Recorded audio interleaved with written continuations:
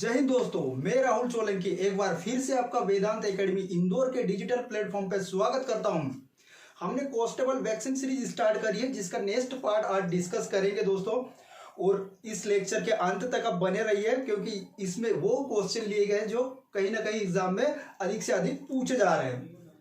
तो स्टार्ट करते हैं दोस्तों। शेर पंजाब के रूप में कौन लोकप्रिय है? शेर पंजाब के रूप में कौन लोकप्रिय है? हमारे लाला लाजपत राय। लाला लाजपत राय शेर पंजाब के नाम से लोकप्रिय है। देखते हैं इनकी मृत्यु कैसी हुई थी, इसके बारे में क्वेश्चन पूछा जाता है। साइमन कमीशन के विरोध में, साइमन कमीशन के विरोध में लाठी चार्ज में इसकी मृत्यु हुई थी। एक क्वेश्चन तो ये याद रखना, लाठी चार्ज में इनकी मृत्यु हुई। ठीक है, लाठी चार्ज में इनकी मृत्यु हुई। इनकी एक पुस्तक भी पूछी जाती है लाला लाजपत राय की। तो इनकी पुस्तक का नाम है अनहैप्पी इंडिया। इनकी पुस्तक का नाम है अनहैप्पी इंडिया। ठीक है, हमने देखा शेर पंजाब। तो शेर कश्मीर के नाम से किसको जानते हैं? कश्मीर। शेर कश्मीर के नाम से किसको जानते हैं? शेख अब्दुल्ला। शेख अब्दुल्ला। ठीक है, शेर मैसूर के नाम से किसको जानते हैं? यह क्वेश्चन भी आता है। मैसूर का शेर, मैसूर का शेर। मैसूर का शेर किसको बोलते हैं? टीपू सुल्तान। टीपू सुल्तान को मैसूर का शेर बोलते हैं। ठीक है, देखते हैं इसमें बाल गंगाधर तिलक। बाल गंगाधर तिलक की बात करते हैं तो इनकी इनकी पुस्तक है, एक मराठा और एक केसरी। ये भी पूछता है, तो इनके बारे में भी चर्चा कर लेते हैं। मराठा और केसरी। मराठा जो है उसकी किस लैंग्वेज में थी? तो यह थी अंग्रेजी मराठा। मराठा जरूर है लेकिन मराठी में नहीं है। ठीक है, केसरी है, ये मराठी भाषा में है। मराठी भाषा में है। इसमें देखते हैं जवाहरलाल नेहरू जी के बारे में भी। इनकी पुस्तक का नाम देख लेते हैं। इनकी पुस्तक का नाम है, जवाहरलाल नेहरू जी की पुस्तक का नाम discovery of India. Discovery of India. Discovery of India किसकी पुस्तक थी? जवाहरलाल नेहरू जी की। जवाहरलाल नेहरू जी हमारे भारत के प्रथम प्रधानमंत्री रह चुके हैं। ठीक है, जेपी नारायण के बारे में देखते हैं। तो जेपी नारायण को क्या बोलते हैं, ये आप कमेंट बॉक्स में लिख के टाइप करें। ठीक है, विदेश मामलों के केंद्रीय मंत्री कौन? विदेश मामलों के केंद्रीय मंत्री वर्तमान में कौन है? तो वर्तमान में जयशंकर, एस जयशंकर, सुब्रमण्यम जयशंकर। ठीक है, ये क्या है? विदेश मंत्री। विदेश मंत्री अमित शाह जी हमारे गृह मंत्री है। गृह मंत्री सुषमा स्वराज, जिन्हें हाल ही में उनकी मृत्यु हुई है। तो आप सुषमा स्वराज को कौन सा पद्म पुरस्कार मिला है, ये आप कमेंट बॉक्स में टाइप कीजिएगा। ठीक है, सुषमा स्वराज को आप टाइप करके दीजिएगा। अगला देखते हैं, भारत का सबसे बड़ा गुफा मंदिर कैलाश मंदिर किस प्रदेश में है? कैलाश मंदिर कहाँ पे है? महाराष्ट्र। महाराष्ट्र में जो कैलाश मंदिर है ये कहाँ पर है? तो ये है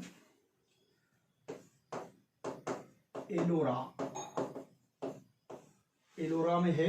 ठीक है, कैलाश मंदिर। इनका निर्माण भी पूछता है कि इनका निर्माण किसके द्वारा किया था।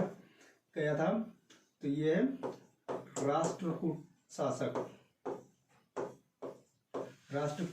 शासक द्वारा किया गया था। ठीक है, अगला देखते हैं एक कैलाश मंदिर है कांचीपुरम में। कैलाश मंदिर कहाँ पे है? कांचीपुरम। कांचीपुरम के कैलाश मंदिर का निर्माण किसके द्वारा किया गया है, ये भी पूछता है क्वेश्चन। तो आप इसका निर्माण किसके द्वारा किया गया? नरसिंह देव वर्मन द्वारा। ठीक है, नरसिंह देव वर्मन द्वितीय। ठीक है, नरसिंह देव वर्मन द्वितीय के द्वारा कैलाश मंदिर है कांचीपुरम का, तमिलनाडु में उनका निर्माण करवाया गया। ठीक है, और पूछता है एक राजराजेश्वर मंदिर ये किस वंश के द्वारा? तो ये है पल्लव वंश के द्वारा, है ना, पल्लव वंश के द्वारा। ठीक है, राजराजेश्वर मंदिर की बात करते हैं तो ये भी कहाँ है? तमिलनाडु, मदुरई। ठीक है, मदुरई में राजराजेश्वर मंदिर है। तो इसका निर्माण किसने कराया? राजा राज के द्वारा इनका निर्माण कराया गया। ठीक है, ये कौन से वंश का है? ये चोल वंश के है, चोल वंश। ठीक है, और कोणार्क सूर्य मंदिर का निर्माण किसके द्वारा किया गया? तो गंग वंश के द्वारा। मैं लिख देता हूं यहां, कोणार्क सूर्य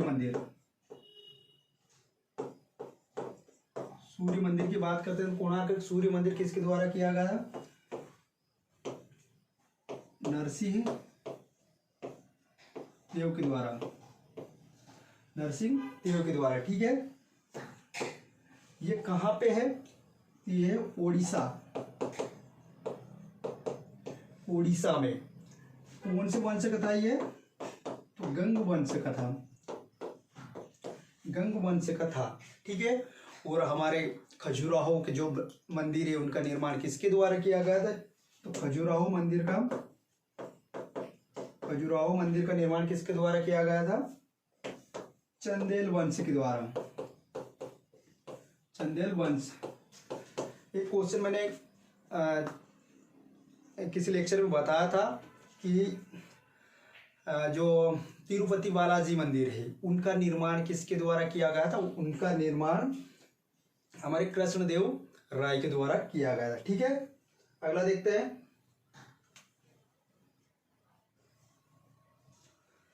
भारत के किस प्रदेश को प्रथम डिजिटल प्रदेश के रूप में घोषित किया गया है? भारत के किस प्रदेश को प्रथम डिजिटल प्रदेश के रूप में घोषित किया गया है? तो किसको किया गया है? केरल। ठीक है, किसको किया गया है? केरल को। देखते हैं, डिजिटल प्रदेश केरल को घोषित किया गया। डिजिटल इंडिया की शुरुआत कब हुई? डिजिटल इंडिया 1 जुलाई 2015 को डिजिटल इंडिया मिशन शुरू हुआ। ठीक है, डिजिटल इंडिया मिशन कब शुरू हुआ? 1 जुलाई 2015। डिजिटल गांव, एमपी का पहला डिजिटल गांव, ग्राम की बात करते हैं। ठीक है, तो एमपी का पहला डिजिटल गांव कौन सा है? बड़जीरी। कहां पर है ये? भोपाल का।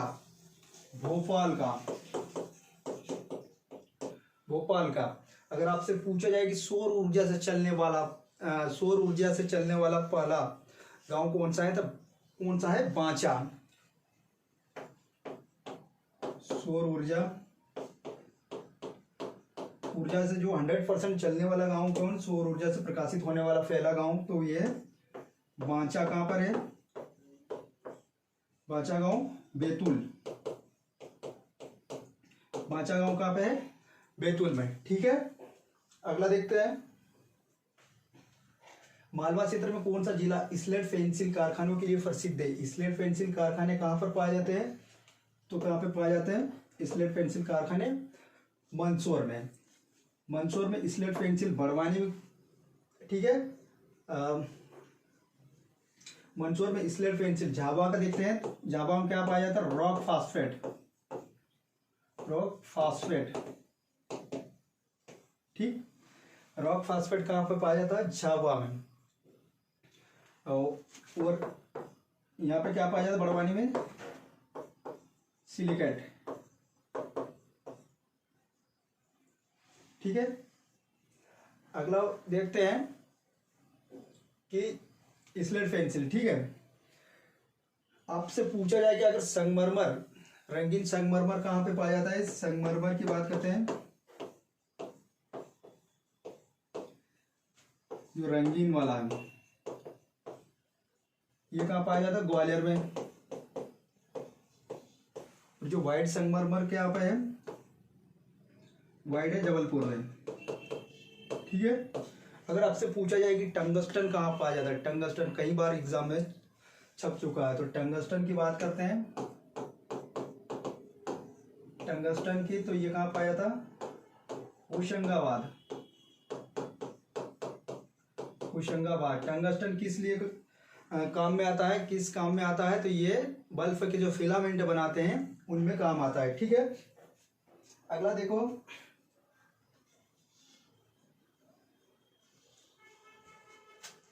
बड़वानी में लिखो कैल्साइट, कैल्साइट बड़वानी में मिलता है, ठीक है। कैल्साइट कहाँ पे मिलता है, बड़वानी में। अगला देखते हैं, सूरज का सबसे, इसमें एक खनिज और लिख लो, हमारा फेमस पन्ना, कौन क्या पाया जाता है, हीरा, ठीक है। अगला देखो, सूरज का सबसे नजदीकी ग्रह कौन सा है, सूरज का सबसे नजदीकी ग्रह की बात करते हैं, तो हम पहले क्रम पूरे आपको बता देते हैं कि क्रम कौन कौन से है, ठीक है। बुध, शुक्र, बुध, शुक्र, पृथ्वी, मंगल, मंगल, बृहस्पति, बृहस्पति, शनि, यूरेनस और नेपच्यून। या अरुण भी बोलते हैं इसको, इसको वरुण बोलते हैं, ठीक है। तो यहाँ पे मैं बना देता हूँ सूर्य, ठीक। सूर्य का सबसे नजदीक ग्रह कौन सा है, बुध, ठीक। उसके बाद में शुक्र, उसके बाद में पृथ्वी, उसके बाद में मंगल, बृहस्पति, शनि, अरुण, वरुण, अरुण को बोलते हैं यूरेनस और वरुण को बोलते हैं नेपच्यून, ठीक। अगर बड़े की बात करें, सबसे बड़ा, फर्स्ट, सेकंड, थर्ड और फोर्थ। क्वेश्चन ये आता है कि पृथ्वी जो आकार में कौन से नंबर की है, पृथ्वी है 5वें नंबर की, ठीक। ऐसा है, ठीक है। तो इसका सही ऑप्शन क्या आएगा, ऑप्शन नंबर सी, बुध ग्रह के सबसे नजदीक है। प्लूटो को 2006 में ग्रह की श्रेणी से बाहर निकाल दिया गया, ठीक है। शूद्र ग्रह किनके इनके बीच में घूमते हैं, तो शूद्र ग्रह घूमते हैं पृथ्वी और मंगल के बीच में, ठीक। तो ये आप ध्यान रखना। अगला देखते हैं, भारतीय राष्ट्रीय झंडे के अशोक चक्र में कितनी तीलियां हैं, ठीक। ध्वज से क्वेश्चन कई बार पूछे गए और पूछे भी जाते हैं। तो इसमें कितनी तीलियां हैं, 24, ठीक। ध्वज की बात करते हैं, अशोक चक्र, तो ये का सारनाथ में जो सिंह स्तंभ है, ठीक है, सारनाथ में जो अशोक का स्तंभ है, तो उसके ऊपर एक चक्र बना हुआ है, वहां से ये चक्र लिया गया, जिसकी तीलियां कितनी है, 24, ठीक। ध्वज की बात करते हैं, जो हमारा तिरंगा 22 जुलाई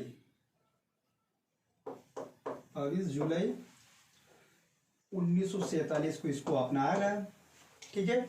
22 जुलाई 1947 को अपनाया गया। और इसकी बात करते हैं, 22 जुलाई 1947 को इसकी डिजाइन किसने करी है, पिंगली वेंकैया, पिंगली वेंकैया कई बार पूछा गया है, ठीक है, कई बार पूछा गया है पिंगली वेंकैया। एक और ही इंपॉर्टेंट देख लेते हैं, इसकी साइज की बात करते हैं, लंबाई चौड़ाई का अनुपात, लंबाई अनुपात चौड़ाई, ठीक। लंबाई चौड़ाई का अनुपात क्या है, लंबाई 3 और चौड़ाई 2, ठीक है, लंबाई 3 और चौड़ाई 2, ठीक।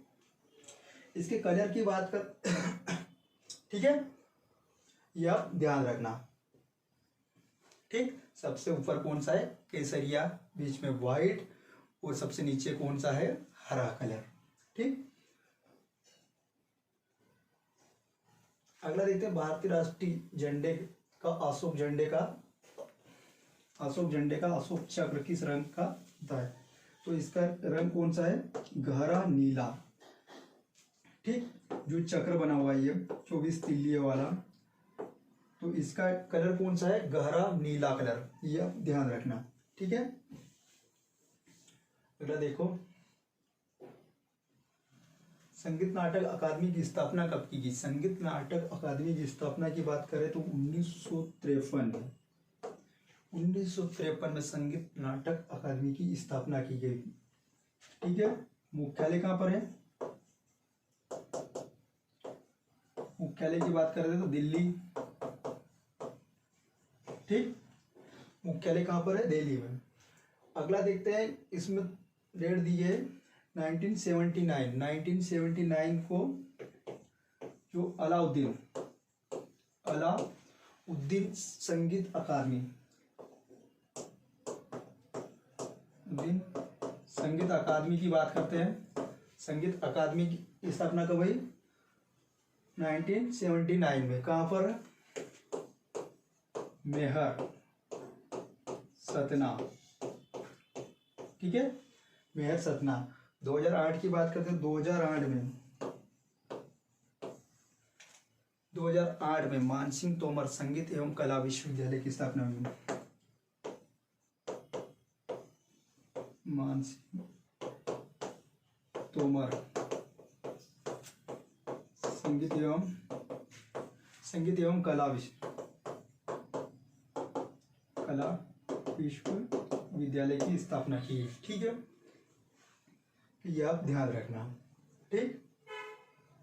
अगला देखो, अनुच्छेद 370 का प्रलेख बनाया गया जिसमें कि जम्मू कश्मीर को भारतीय संविधान में विशेष दर्जा प्राप्त हुआ है।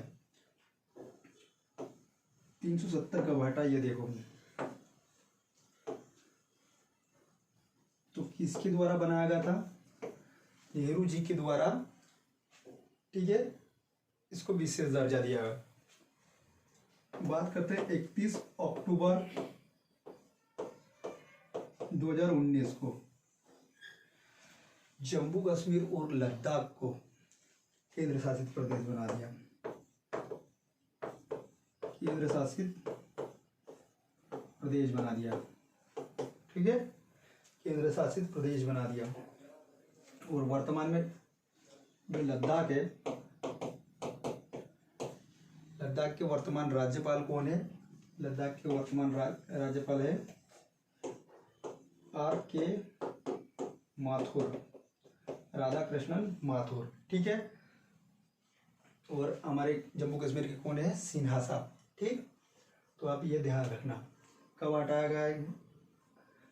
और अगर आपसे पूछे जाए कि भारत में केंद्र शासित प्रदेश कितने हैं, तो केंद्र शासित प्रदेश कितने हैं, 8, और राज्य कितने हैं अभी, तो वर्तमान में भारत के टोटल राज्य है 28, ठीक है।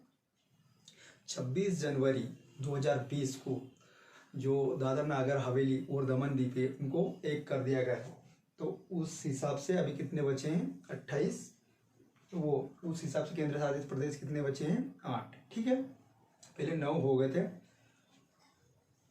अगला देखो, मंदिरों का बटेश्वर समूह में स्थित है, बटेश्वर जो मंदिर है वो कहाँ पर स्थित है, मुरैना, मुरैना में, मुरैना में कौन सा है, 64 योगिनी मंदिर, चौसठ योगिनी मंदिर, चौसठ योगिनी मंदिर कहाँ पर है? मुरैना में। ठीक है, मुरैना में नागा जी का मेला अगर कहाँ लगता है तो मुरैना में, आप ध्यान रखना। ठीक है, और इसमें देख लो मुरैना के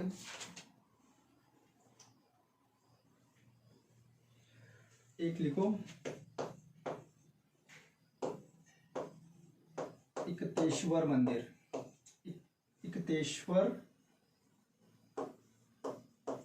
इकतेश्वर शो मंदिर, क्या है इसका? 7100 मंदिर कहाँ पर है? ये कहाँ पर है? मुरैना में। एक और एक कांकण मठ कहाँ पर है? मुरैना में। ठीक है, और कौन सा मेला लगता है? नागा जी का मेला कहाँ पे लगता है? मुरैना में। ठीक है, लीकी छाछ की गुफा लिख लो, लीकी छाछ की गुफा कहाँ पर है? मुरैना। ठीक है, सिहोनिया कहाँ पर है? मुरैना। और मुरैना कुछ और मैं बता देता हूँ, एक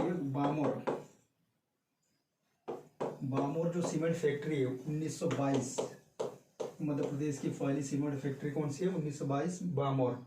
ठीक है, ये आप ध्यान रखना। उज्जैन में महाकालेश्वर मंदिर है, खजुराहो में कंदेरिया महादेव लक्ष्मण मंदिर है, रतलाम, ठीक है, रतलाम में तो छोटे मंदिर है। अगला देखते हैं, भारतीय प्रदेश की पहली महिला राज्यपाल का नाम बताइए। भारतीय प्रदेश की पहली महिला राज्यपाल का नाम क्या है? सरोजनी नायडू। सरोजनी नायडू कहाँ से राज्यपाल थी? उत्तर प्रदेश से। ठीक है, सरोजनी नायडू जी की बात करते हैं तो इसको क्या बोलते हैं? भारत की कोकिला। भारत की कोकिला किसको बोलते हैं? सरोजनी नायडू को। ठीक है, भारत की कोकिला बोलते हैं। सरोजनी नायडू पहली भारतीय महिला थी जिसने कांग्रेस अधिवेशन की अध्यक्षता करी थी। पहली भारतीय महिला कौन थी? सरोजनी नायडू। 1925 का कानपुर अधिवेशन, कांग्रेस के कानपुर अधिवेशन की अध्यक्षता 1925 में कहाँ पे की थी? कानपुर में सरोजनी नायडू के द्वारा। पहली भारतीय महिला थी जिसने कांग्रेस की अध्यक्षता करी। अगर आपसे पूछा जाए कि पहली महिला कौन थी जिसने कांग्रेस की अध्यक्षता करी, तो 1917 में किसने करी थी? एनी बेसेंट के द्वारा किया गया था। ठीक है, अगला है, भारत की पहली पीएम कौन है? पीएम की बात करें महिला में, भारत की पहली पीएम कौन थी? तो वो थी इंदिरा गांधी। मध्य प्रदेश की पहली सीएम, एमपी की पहली सीएम कौन थी? ठीक है, एमपी की पहली सीएम उमा भारती। एमपी की पहली सीएम कौन थी? उमा भारती। मध्य प्रदेश की पहली महिला राज्यपाल की बात करें तो एमपी की पहली महिला राज्यपाल,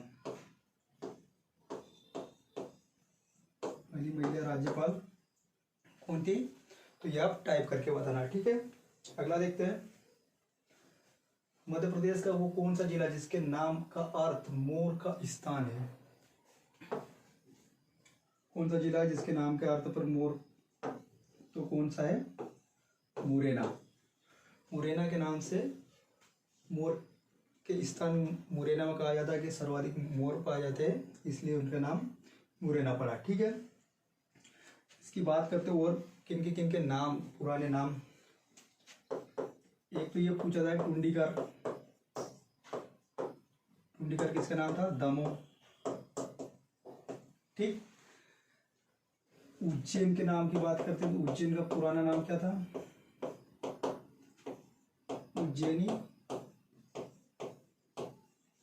उज्जैनी और अवंती। ये कई बार पूछा गया, उज्जैनी और अवंती। ठीक है, ग्वालियर का नाम क्या था? गोफांचल। ग्वालियर की बात करते हैं, तोफांचल, ठीक है। कटनी का नाम क्या था? मुंडवारा, ठीक है। कटनी का नाम क्या था? मुंडवारा। और रीवा का पूछा जाए तो भत्ता, भत्ता, ठीक है। रीवा। इंपोर्टेंट हमारे लिए ये है कि होशंगाबाद, होशंगाबाद, होशंगाबाद का वर्तमान नाम परिवर्तित करके क्या कर दिया है? नर्मदापुरम, ठीक है। नर्मदापुरम कर दिया है होशंगाबाद का। और आपसे पूछा जाए बड़वानी का पुराना नाम बड़नगर था, ठीक। और एक और इम्पोर्टेंट है मंदसौर, कई बार पूछा गया। मंदसौर का नाम दशपुर, दशपुर। कहा जाता है कि जो रावण है उनकी पत्नी मंदोदरी है वो मंदसौर से थी, ठीक है। अगला देखो, संतोष ट्रॉफी इससे संबंधित, संतोष ट्रॉफी किससे संबंधित है? फुटबॉल से, ठीक है। संतोष ट्रॉफी का संबंध किससे? फुटबॉल से। संतोष ट्रॉफी, ठीक है। ड्यूरेंट ट्रॉफी, फीफा,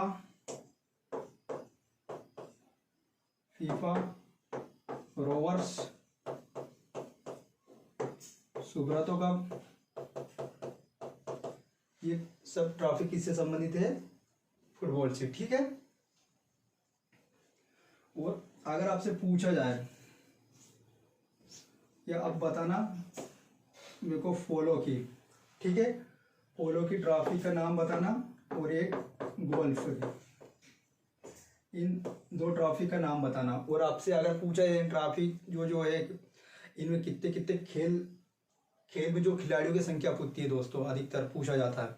तो इसमें अगर पूछा जाए तो आप उसको याद रखना, पो बांसवाली ने जिम खोली, पो बांसवाली ने जिम खोली, ठीक है। ये पूछा जाता है तो पो से पोलो, पो से पोलो 4, बासी बास्केटबॉल, बास्केटबॉल की बात करता हूं तो इसमें कितने? 5। वॉलीबॉल से वॉली से वॉलीबॉल 6। नेटबॉल में आप ध्यान रखना, नेटबॉल ने से नेटबॉल, ठीक है। वाटर पोलो, कबड्डी, इनमें कितना है? 7 खिलाड़ी। जिम से जिम्नास्टिक में होते हैं 8 खिलाड़ी। खोली से खो में होता है 9 खिलाड़ी। उसके बाद में आप फुटबॉल, हॉकी और क्रिकेट, इसमें कितने होते हैं? 11। और अगर आपसे पूछा जाए रग्बी में सर्वाधिक खिलाड़ी कितने होते हैं? 15। ये ध्यान रखना आप, ठीक है। अगला देखो, संविधान सभा के अध्यक्ष का चयन कब हुआ था? संविधान सभा के अध्यक्ष का चयन कब हुआ था? ठीक, दिसंबर 1946 को। 9 दिसंबर को कौन बना था? ये पूछा जाता है, इसको हल्के में मत लेना। 9 दिसंबर 1946 को बना था। अस्थायी अध्यक्ष बना था सच्चिदानंद सिन्हा। वरिष्ठता के आधार पर इसको बनाया गया था, ठीक है। सच्चिदानंद सिन्हा, ठीक है, ये आप याद रखना। और आगे 11 दिसंबर को किसको बनाया गया है? 11 दिसंबर 1946 को, 11 दिसंबर 1946 को किसको बनाया गया? डॉक्टर राजेंद्र प्रसाद, जो हमारे भारत के पहले राष्ट्रपति रहे थे, ठीक है। और 13 दिसंबर को उद्देश्य प्रस्ताव पेश किया था।